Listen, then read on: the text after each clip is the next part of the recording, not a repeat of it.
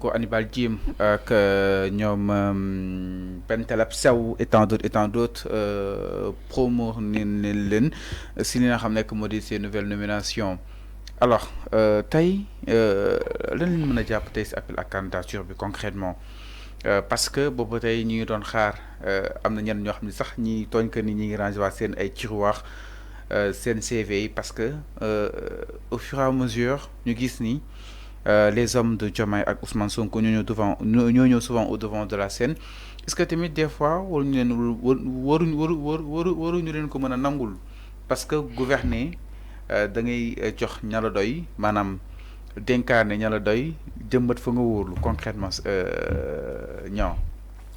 waaw gis nga en tout cas la nomination les nominations yi nga xamante ne jotoon na fi xew li ko dalee Diomaye bi mu fi toogee ak yi ci mujj yi tout le temps dañuy gis ne bu nomination bu délibération yi amee rek parfois ça fait polémique. Et en tout cas gis nañ ci loo xamante ne dañuy naan dañ koy tàccu parce que pourquoi aussi nit boo bëggee gouverner avec stabilité il faut travailler avec les gens de confiance gis nga la compétence ñu ko fi am bëri na. tey ma jox la benn exemple bu ndaw.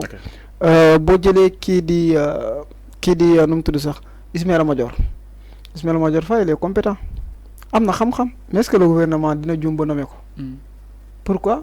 Parce que au-delà de la compétence dafa am beneen aspect boo xamante ne il faut le tenir en compte. Mooy la confiance. Donc la question de la nomination n'obéit pas exclusivement de l'idée de compétence. Au-delà de la compétence il y a certains éléments yoo xamante ne day ñëw maintenant ñi nga xamante ne nommé nañ leen benn c'était des amis ou bien c'était des militants du PASTEF. En tout cas la quasi-totalité de ceux qui sont nommés ba fi ñu toll nii c'est des militants du PASTEF donc gis nañ ni PASTEF mu ngi nommé ay militants man lenn rek laay wax mooy que ni bu ma gisee seen nomination yi parce que dañuy naan buñ leen di tudd dañuy naan titulaire de gis nañ ni en tout cas c'est des gens yoo xamante ne la plupart c'est des gens yoo xam ne minimum yor nañ seen master donc yaakaar nañ ne am nañ xam-xam bi au-delà de xam-xam bi yaakaar nañ ni ñi leen fi tànn wóolu nañ leen yaakaar nañ leen. Maintenant foofu noonu man gisuma ci inconvénient bu rëy peut-être que il faut prendre certaines choses en compte comme par exemple journaux yi ñu ngi koy wax. il faut pas ñu ne xale yi ñu defar PCA yi c'est-à-dire ces jeunes yi nga xam ne itam jamono ji fan nañ leen. xam nga PCA xam nga tey PCA. président conseil d'administration n'est pas forcément benn mag nit ñi dañoo tàmm gis ni les PCA le plus souvent ay mag lañ PCA tey ça veut dire que. Conseil d'administration maanaam nga xamante ne directeurs yi actionnaires yi et tout l'expérience aussi doit être là quand même. Expérience bi war na fi nekk Fallou expérience bi war na fi nekk. Ce n'est pas une mince affaire. Bon en tout cas c'est pas une mince affaire comme ni nga ko waxee la expérience war na see nekk PCA en tout cas un PCA il n'est pas dans l'exécution du travail gis nga le directeur général c'est le chef de l'exécutif. Comprendre nga c'est le responsable de l'exécution des travaux xam nga le conseil d'administration lan mooy liggéeyam. Conseil d'administration day joxe ay objectifs ak sortir les grandes orientations maanaam lii lañ bëgg ngeen atteindre ko ci objectif voici les orientations bi nga xamante ñoo ngi koy soumettre la direction maintenant c'est à la direction générale et avec ses technocrates de mettre en place les stratégies pour mën a atteindre les objectifs da ngay gis ne le président du conseil d'administration liggéeyam lenn rek la présider les réunions donner les objectifs nan lañ koy atteindre yoonam nekku ci loolu c'est pas un travail trop diable peut-être que aussi ñoom en tout cas ay intellectuels lañ xam nañ dinañ am temps d'adaptation et puis ils seront d'être assistés peut-être mais ils peuvent c'est-à-dire ñoom seeni démarche mënul entraver la démarche de par exemple koo xamante ne tey nommé nañ ko port autonome de Dakar c'était l'autre là Ousmane Diagne non PCA non kii le constitutionnaliste non le constitutionnaliste Ngouda Mboup xam nga kooku tey boo koy defee port conseil PCA port autonome de Dakar kooku tey maanaam mënul même bu toogoon sax 6 mois demul pour autonome Dakar il peut pas entraver l'exécution normale parce que le conseil d'administration peut-être parfois am ñoo xamante ne chaque 3 mois la ñuy rencontrer benn yoon am ñoo xamante ne chaque semestre la ñuy rencontrer maanaam chaque 6 mois am ñoo xamante ne peut-être que ci année bi benn yoon la ñuy rencontrer donc ñoom ils sont dans les réunions dans peut-être que donner les objectifs et objectifs yi ñuy joxe aussi c'est en fonction de l'objectif de l'exécutif bi lii la bëgg donc ñun lii lañ bëgg ngeen def et normalement en temps normal dans une république normale ou bien dans une société normale PCA moom mooy kilifa directeur général am na pouvoir introduire dans le conseil d'administration. Kon Modou Mboup mooy directeur u Waly Diouf Bodiang. moom kilifam. Parce que les directeurs ils siègent au niveau du conseil d'administration et le conseil d'administration est présidé par le PCA. moo tax ñu ko naan président conseil d'administration. boo demee ci yenn kii tey Youssou Ndour il est le président du conseil d'administration du groupe GFM. Mais boo demee TFM par exemple son fils moo fa nekk. y a Birame Ndour. mais c'est doomam directeur général la mais moom moo nekk PCA donc Youssou Ndour mooy kilifam. am ñu koy naan sax Youssou Ndour PDG il n'est pas PDG PCA la c'est-à-dire dans la nomenclature des entreprises. noonu lay demee maintenant PCA dans le temps en tout cas si les choses fonctionnent de façon normale moom mooy kilifa directeur mais malheureusement Sénégal parfois directeur yi dañuy am doole tellement que parfois sax faalewuñ sax seeni ministre yi nga xamante ne ci tutelam lañ nekk. Maintenant quand on revient à la question ñi nga xamante ne nommé nañ la peut-être qu'ils sont jeunes peut-être que aussi président aussi soxla na des conseils allant dans le sens de la jeunesse. bëgg na xam jeunesse lan mooy seen aspiration donc mën na jël benn jeune teg ko wetam. loolu man mën naa koo nangu. Maintenant la question c'est au-delà des nominations le résultat qu'on attend de ces gens-là. Le résultat bu ñu demee bu manqué ci à ce moment-là les Sénégalais peuvent avoir des positions d'attaque. Tey Barcola nga xamante ne ma daaneel foofu. Marine Le Pen jël na ko mu def ko nu mu tudd sax son candidat pour que buñ gagné élection législative mu doon son premier ministre. kooku il n'a que 27 ans.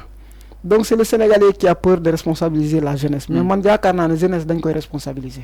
Alors mais là aussi nomination bu fii bu doomu Yacine Fall aussi juna li nga xam ne que mu di coow exactement il a été nommé là aussi lan lañ si war a mën a déduire peut-être tombé là wala. D'abord moi je vois une hypocrisie de la part de beaucoup de Sénégalais précisément même ñi nekk ci opposition. D'abord l'APR. Deuxièmement aussi je vois aussi nu mu tudd sax benn négligence de la part des gouvernants. Pourquoi? D'abord sur la question de mauvaise foi de l'opposition qui est l'APR. APR ñoom fii lañ gouverner avec la famille gisoon nañ ko. Dynastie Faye Sall. La dynastie Faye Sall. Abdoulaye Wade fii la gouverner woon avec la famille son fils.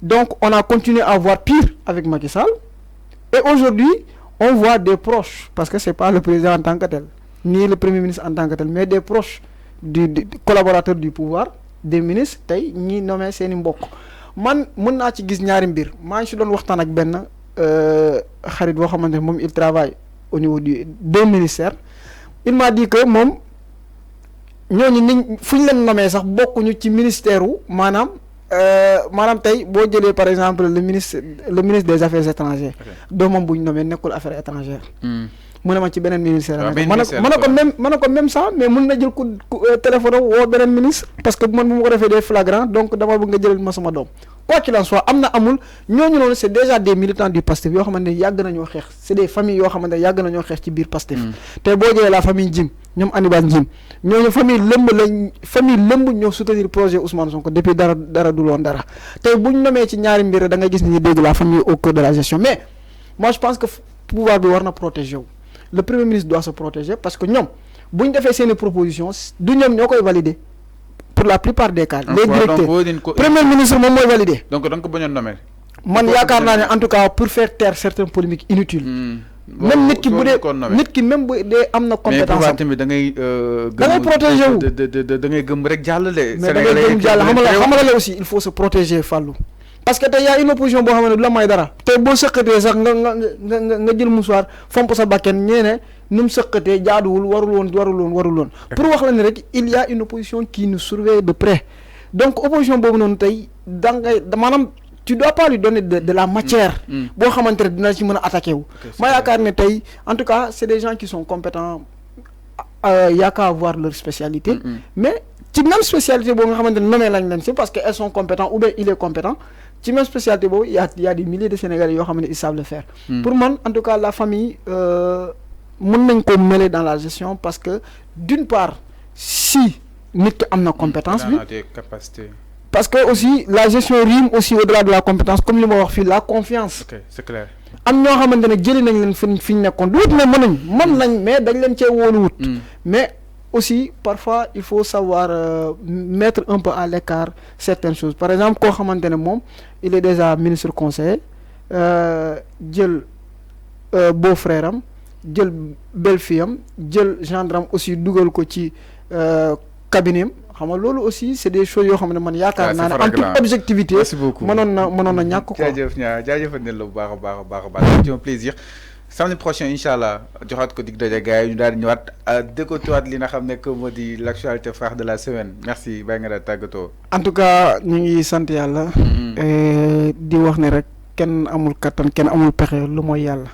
donc yàlla mi nga xamante ne moom mooy borom kattan di borom pexe yal na yàlla dénk kattanam ak pexem lépp li nga xamante ne rek tudd nañ ko fii te mu ñàkk teggin wala boog mu jubadi ñoo ngi ci tub bu baax xam ne ci jaam ju matadi gi la waaye lépp li nga xamante ne aussi wax nañ ko fi mu jub rek nañ ci gis sunu borom bi ñu bañ cee gis suñu jëmm ju xew bi Fallou kontaan naa ci yow bu baax.